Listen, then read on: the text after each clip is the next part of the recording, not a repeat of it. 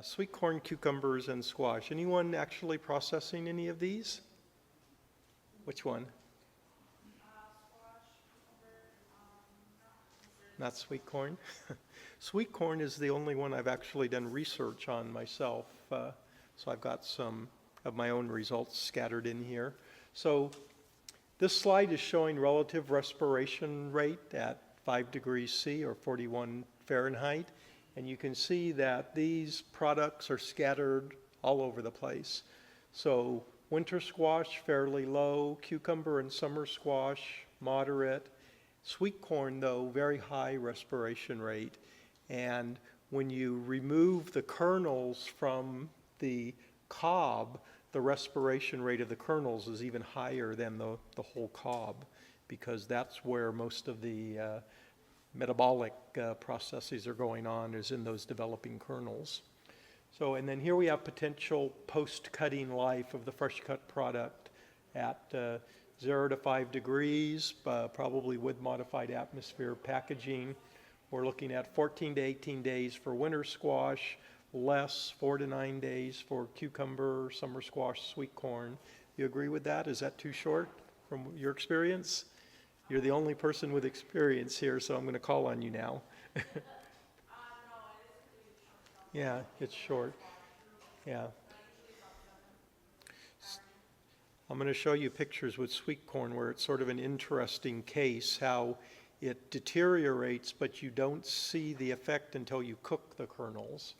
So not all fresh cuts get cooked, right? In fact, very few of them do, but sweet corn is one that often does. So you've got, these are falling into different categories of the crops that we refer to as vegetables, but botanically they're actually fruit. So you have immature fruit, such as the cucumber and summer squash and sweet corn, either fleshy fruit or non-fleshy fruit. So the sweet corn obviously are seeds, or the cucumber and summer squash are the entire fruit. Mature fruit, so the pumpkin, winter squash, those are fleshy, fully mature fruit.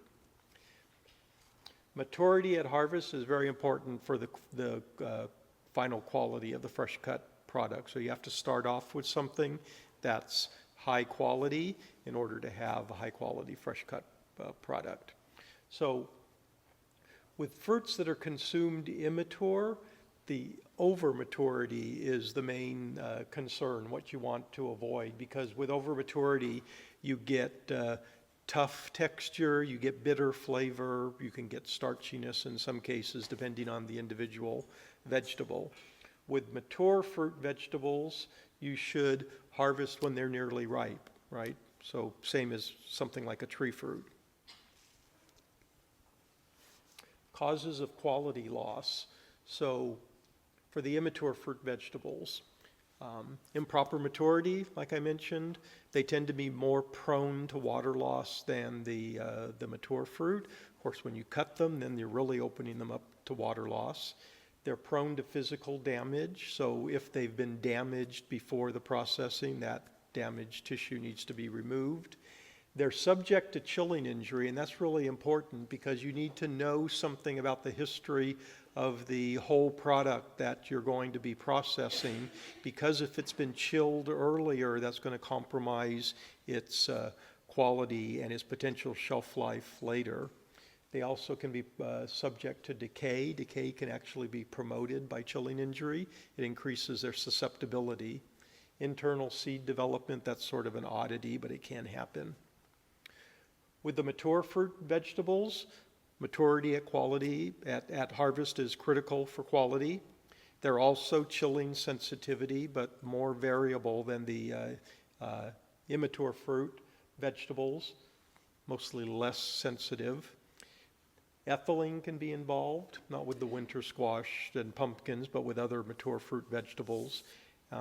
They have moderate respiration rate. They have potentially long storage life. So how long they've been stored before they're received and used for processing is less critical than for the immature fruit vegetables, just because they're changing more slowly over time. So maturity at harvest for butternut squash, So they don't look much different on the outside, but on the inside, the color is changing. These are slides from Marita Cantwell, by the way, the butternut. And so you see the hue is with a colorimeter measurement. It's are you all familiar with hue? You know what I'm talking about? So with a colorimeter, you're measuring the color components, the lightness, the darkness, red, blue, green, yellow, and the hue is an angle on a 360-degree wheel. And by convention, it starts at 0 for red, and it goes through red, orange, yellow, green, blue. You remember Roy G. Biv from school? Red, orange, yellow, green, blue, indigo, violet. So as the numbers get lower here, they're going from more yellow to more red. So into the sort of from the light orange to dark orange stage. And those of you who are here from the last session know I'm colorblind, so I'm just sort of talking through my hat. And at the same time, there's an increase in sugar and increase in dry weight. Temperature management is critical. So cucumbers and squash are chilling sensitive. And so knowing the temperature history is important. You don't want to start with product that's been chilled before you process it. That's a important consideration. Cutting greatly accelerates the deterioration of all fresh cut crops. And at that point, small temperature differences can have a large impact, especially immature harvested products, because they typically don't have a lot of potential shelf life to begin with. Okay, so here's the first fresh cut sweet corn picture. And what we actually have here are kernels that either came from cobs, whole cobs that were stored for 9 days at 5 degrees, versus the kernels that were cut and stored as cut kernels for 9 days at 5 degrees. And this is what happens to sweet corn that's been stored too long after you cook it. You drop it in boiling water and you get discoloration of kernels. So that's what they look like after boiling for 1 minute. And here's a temperature difference. So this is the same picture from 9 days at 5 degrees, the kernels being stored like that. These are kernels from the same cobs cut and stored at 1 degree. And after boiling, you see there's no discoloration with the lower temperature, but it occurs with the higher temperature. So low temperature reduces the development of whatever that precursor is. Here's effective temperature on green beans, trimmed green beans. This is from Marita again, 0, 5, 10 degrees. Most obvious at 10 degrees that that's not going to work for a product like this. Similarly, another Cantwell slide. This is zucchini squash, 0, 5, 10 degrees. So this is obvious stuff. Yes? So on the corn, going back to the picture, so after you cook it, the brown appears on some, not all, obviously, on that picture. How does it change? What is going on? Have you ever heard of a Maillard reaction? In food science, the Maillard reaction is what happens when you cook foods that turn brown as they're cooking. Like if you bake a loaf of bread, it turns brown. It's a reaction between sugars and amino acids, and it creates a brown product. That's what we believe is what's going on with the sweet corn. And what's happening is proteins are being degraded, and proteins are made of amino acids. Of course, sweet corn has sugar to begin with. So as they age, and if you do anything that accelerates the aging, you get this happening faster. You get the sugars and the amino acids, and then they turn brown. They make a compound that's brown when you heat it up. Onions also do the same thing. I don't know if anyone does fresh cut onions. That's being talked about in the other room at the moment. But onions have the same behavior. The browning of the fresh cut onions only occurs after cooking. You don't see it in the fresh product.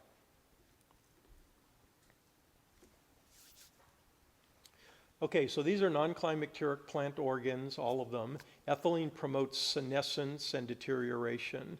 and water soaking. So these are examples of crops that show that water soaking syndrome that you heard me talk about before. And here's the picture that I used earlier showing the effect of ethylene on the cucumber slices, promoting that breakdown of the tissue. Chilling injury, and we've talked about that before. So we don't worry about chilling injury of the fresh cut product itself, but in this case you're concerned about them being chilled prior to cutting, because it's going to shorten the shelf life of the cut product. Sweetcorn is not chilling sensitive, by the way. Interestingly, the seedlings of sweetcorn are chilling sensitive, very chilling sensitive, but the ears and the kernels are not at all. Okay. Excuse me, can you repeat that? Yes. What you said about the kernels, the corn? again? Corn is not chilling sensitive. I just was. You said the cob is not sensitive? What did you just, I'm sorry. No, I said the corn seedlings, the plants are actually, it's just a, trivia. The plants are actually chilling sensitive at the seedling stage, but the corn ears and kernels are not at all. Yeah. So we don't worry about chilling injury at all with sweet corn. So here's symptoms of chilling injury, but you have to typically transfer these to a warmer temperature before you see the symptoms. So if you're maintaining a cold chain for things like cucumbers or tomatoes here or beans, at the low temperature, the development of the symptoms is also slowed down by the low temperature, even though the low temperature is causing the injury. So it's when you warm them up that you see the symptoms. So it's actually possible to receive chilled product, and if you're keeping everything cold, you won't know that it has chilling injury because you're not warming it up. But it will impact the subsequent shelf life. Yeah, so I have that.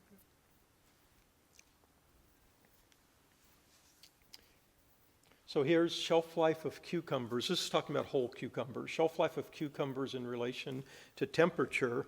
And so with most products, you would have this increase in shelf life. Temperate products, it would just keep increasing as you go colder and colder. Like with sweet corn, these would just keep getting higher and higher. But this is where chilling injury is coming into play. And as you go to, what the hell? As you go to temperatures below the chilling threshold, you start to get greater and greater chilling injury. That's how it works. So there we go, more chilling injury. So this is illustrating what they look like after 8 days at 0, 5, or 10 degrees. But then this is what they look like after they're transferred to 20 from those temperatures. So that's what I'm talking about. You don't see the symptoms until they're warmed up.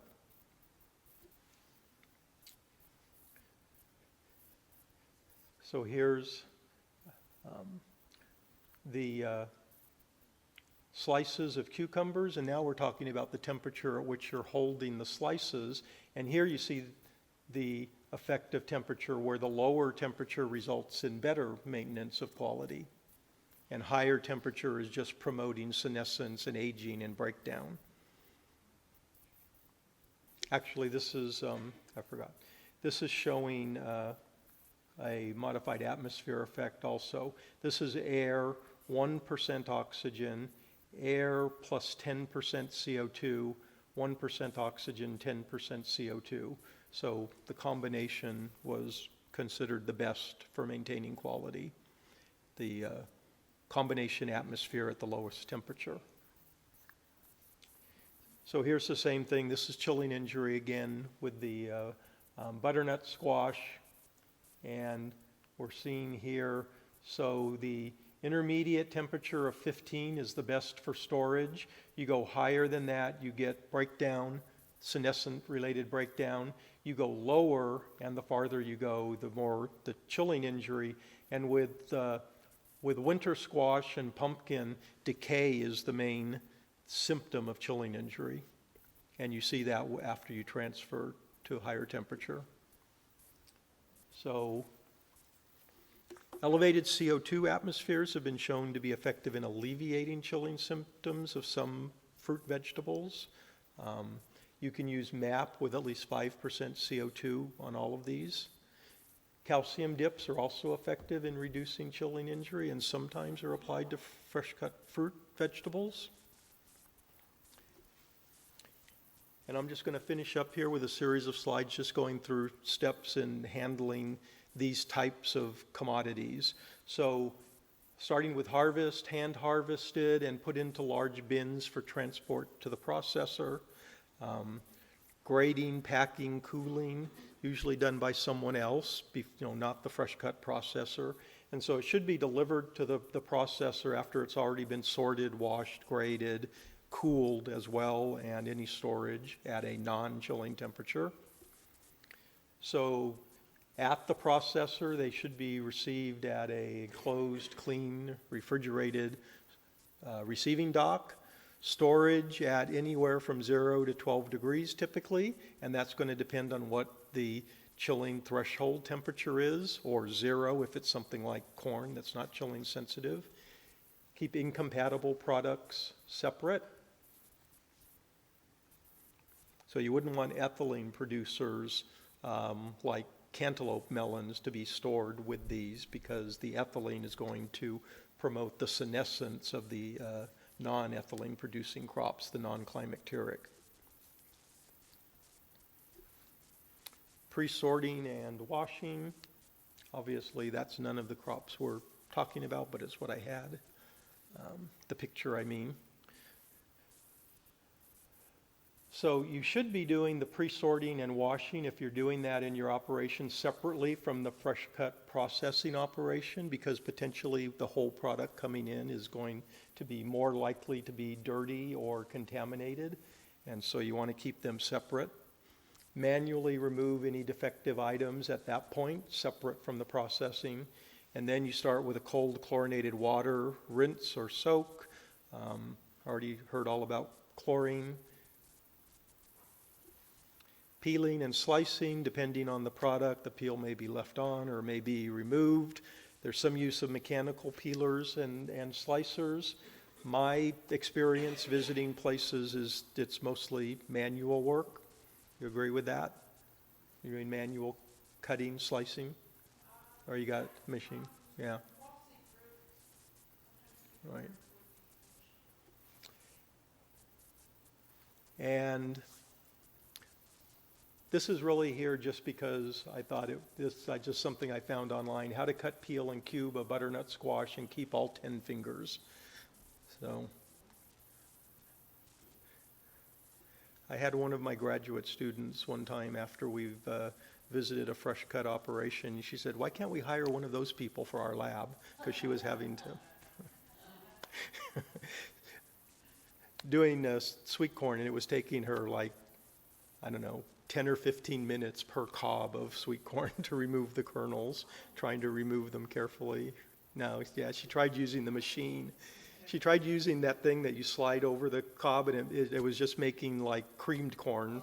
It wasn't working. Yeah, she was trying to minimize the wounding. Anyway, so yeah, fresh cut sweet corn. Browning of the cob is actually an issue if you have the cobbette pieces. I've seen those more than the individual kernels. There used to be a restaurant in Gainesville that had fresh cut sweet corn, raw fresh cut sweet corn on their salad bar. Salad bars have almost disappeared from restaurants, haven't they? I can hardly even think of a restaurant that has a salad bar anymore. But they used to have sweet corn. So final steps, final sorting, grading, washing, cooling, draining, packaging. I'm going to say something about MAP. It's usually a necessary supplement in general in fresh cut products, supplementary to temperature management. One of the things, I do a lot of work in terms of simulating supply chain situations, and so we do monitoring of supply chains using data loggers sent on shipments along with the product, and there's a surprising amount of temperature fluctuation. You get changes even within a single truckload, you get changes going beyond that, and some very high temperature exposure from the DC to the retail store and at the retail store. So that all is something that goes into this whole play. Here, one last Sweetcorn slide.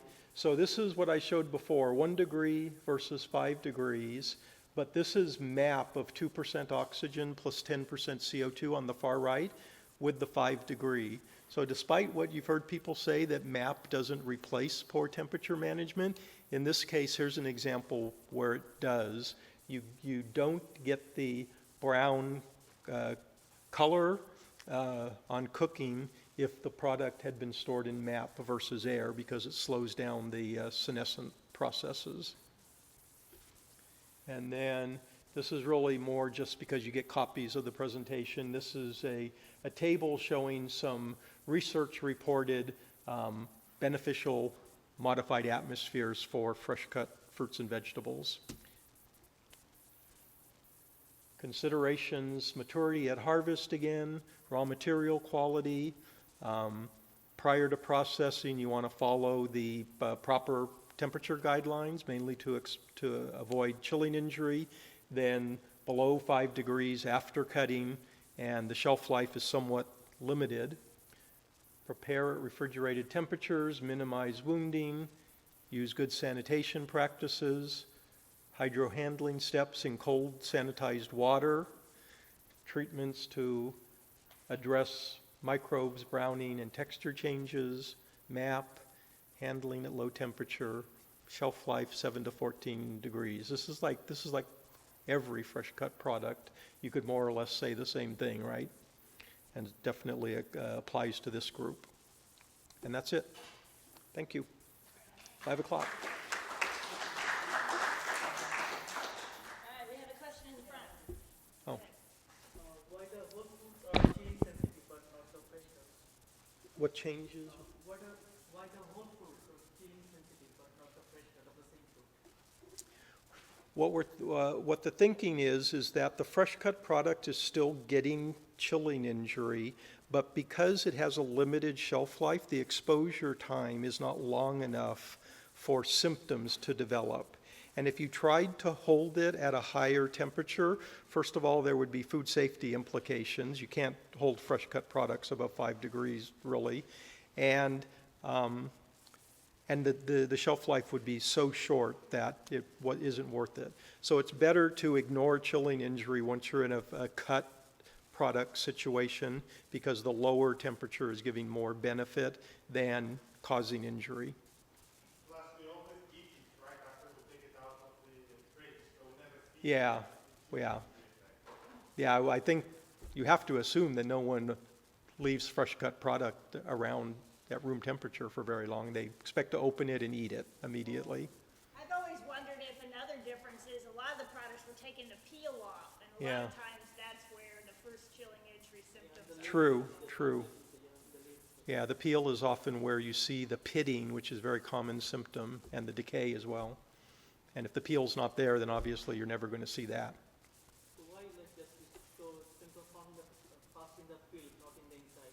Why? Can you repeat? That's the question is, why is the chilling injury in the peel and not elsewhere? I think it's just that tissue is prone to collapse, and more so than the interior tissue because of its physical structure, like the thickness of the cell wall and how susceptible it is to water loss and things like that.